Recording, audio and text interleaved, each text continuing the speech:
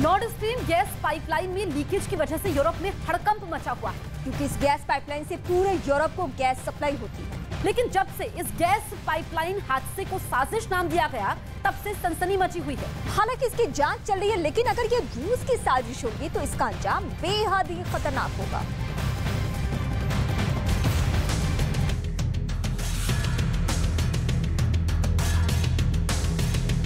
दरअसल Nord stream gas pipeline को Europe की लाइफलाइन कहा जाता है और इस पाइपलाइन के जरिए ही रूस पूरे यूरोप को गैस सप्लाई करता है। रूस ने गैस सप्लाई के लिए एक नहीं बल्कि 2 गैस पाइपलाइन बिछाई हुई हैं, लेकिन 27 सितंबर को रूस ने कहा कि उसे आर्थिक नुकसान पहुंचाने के लिए किसी ने नॉर्ड स्ट्रीम गैस पाइपलाइन पर हमला कर उसके एक हिस्से को तबाह कर दिया है, जिसकी वजह से गैस लीक हुई। Произошедшее с Северным потоком Соединенным Штатам.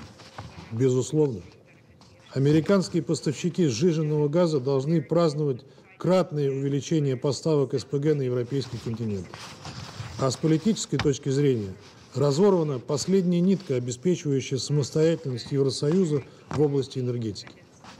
США в условиях энергетического кризиса спешно переносится европейское производство. Они получают передовые кадры, технологии, производственные ресурсы. नॉर्ड स्ट्रीम गैस पाइपलाइन से गैस लीकेज की ये तस्वीरें दक्षिण स्वीडन से सटे बाल्टिक सागर से आई थी। इनमें आप साफ देख सकते हैं कि गहरे समंदर के अंदर से गैस कितनी तेजी से लीक कर रही है। 28 सितंबर की गैस लीकेज के बाद डेनमार्क और स्वीडन ने दुनिया को ये कहकर चौंका दिया था कि यह हादसा नहीं बल्कि किसी ने जानबूझकर इस हादसे को अंजाम दिया है। डेनमार्क के मुताबिक नॉर्ड स्ट्रीम गैस पाइपलाइन में लीकेज की वजह से पूरे इलाके में मीथेन गैस फैल गई, जिसकी वजह से पर्यावरण को बहुत नुकसान पहुंचा। डेनमार्क के मुताबिक पाइपलाइन में गैस लीक होने से पहले समंदर के अंदर धमाकों की आवाजें भी रिकॉर्ड की गई थी। आइए अब आपको एनिमेशन के जरिए समझाने की कोशिश करते हैं कि आखिर नॉर्ड स्ट्रीम गैस पाइपलाइन में हुआ यह हादसा कितना बड़ा है। समंदर के नीले रंग के पानी पर तेजी से फैलती हरे रंग की ये मीथेन गैस है, जो नॉर्ड स्ट्रीम गैस पाइपलाइन फटने से वातावरण में फैल गई। इस हादसे के बाद यूरोपियन संघ ने यह कहा था कि वो इस गैस पाइपलाइन में हुए हादसे की निष्पक्ष जांच करेगा।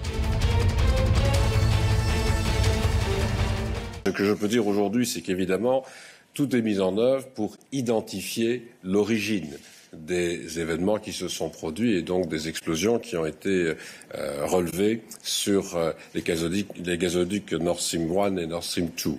Il faut effectivement que l'on puisse aller au bout de ces enquêtes avant de se prononcer très clairement sur l'origine de ces explosions et les responsabilités.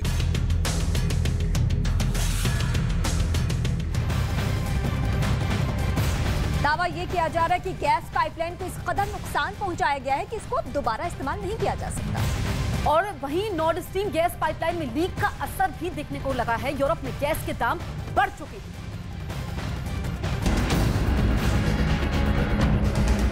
British अखबार द सन की एक खबर के मुताबिक अब ब्रिटेन ने नॉर्ड स्ट्रीम गैस पाइपलाइन में हादसे के बाद ये फैसला लिया है कि उसका एक जंगी जहाज अब इस गैस पाइपलाइन की हिफाजत करेगा। और इस फैसले के तहत ब्रिटेन की नेवी का जंगी जहाज HMS सॉमरसेट उत्तर सागर जाएगा।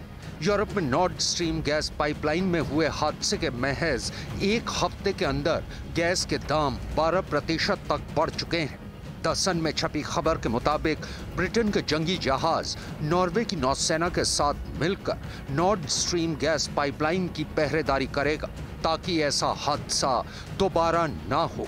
ब्रिटेन का भी मानना है कि नॉर्ड स्ट्रीम गैस पाइपलाइन में हुआ हादसा प्राकृतिक नहीं था, बल्कि किसी ने जानबूझकर इस हादसे को अंजाम दिया है।